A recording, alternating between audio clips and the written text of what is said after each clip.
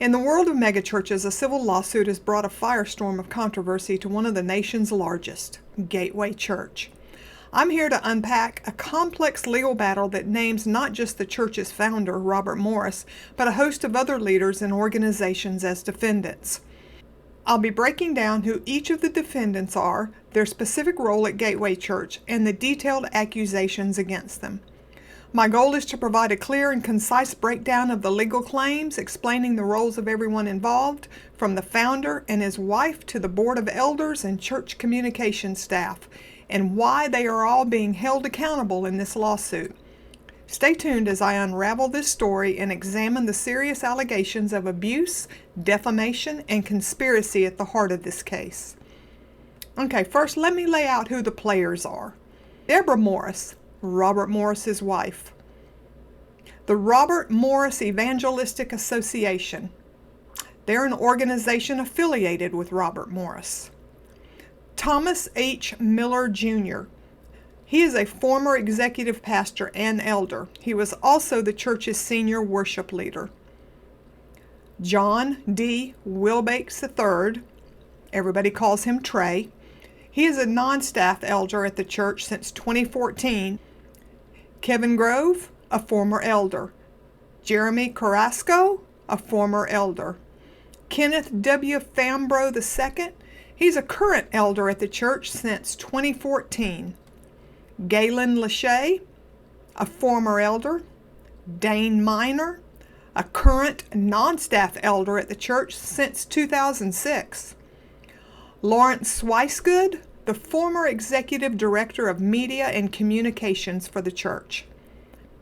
Steve Doolin, a founding elder at Gateway Church. He was later asked to take a leave of absence, and the church ultimately parted ways with him. Okay, now let's look at how they found themselves at the heart of Cindy Clemishire's fight for justice. I will look at each one. Gateway Church and Robert Morris Evangelistic Association, RMEA. The lawsuit accuses both organizations of being part of a coordinated effort to cover up the abuse. They had a financial benefit. They allegedly profited from this cover-up by protecting Robert Morris's public image and ministry, which generated income for the church and the RMEA. There was a failure to act. The church is accused of failing to properly investigate the abuse and for governance failure. It allegedly failed to report the abuse and instead embraced a false narrative. On to Robert Morris, the founder and former senior pastor of Gateway Church. Direct abuse. The lawsuit's primary claim is that Morris sexually abused Clemishire when she was a minor, starting at age 12 and continuing for almost 5 years. Misrepresentation and defamation. He is accused of spreading false information to harm Clemishire's reputation by publicly mischaracterizing the abuse as a, quote, inappropriate relationship, quote, kissing and petting, and a consensual encounter with a, quote, young lady. There's also intentional infliction of emotional distress. The lawsuit claims his actions caused Clemishire significant emotional harm. Debbie Morris, Robert Morris's wife. Active participation in a cover-up.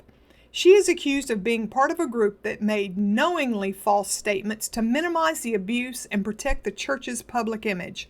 This includes allegedly making public statements that mischaracterize the abuse.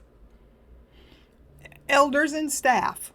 Thomas H. Miller, Jr., John D. Wilbanks III, Kevin Grove, Jeremy Carrasco, Kenneth W. Fambro II, Galen Lachey, Dane Miner, Steve Doolin, and Lawrence Swicegood. All elders and staff. They are all named. Why? Knowledge and inaction.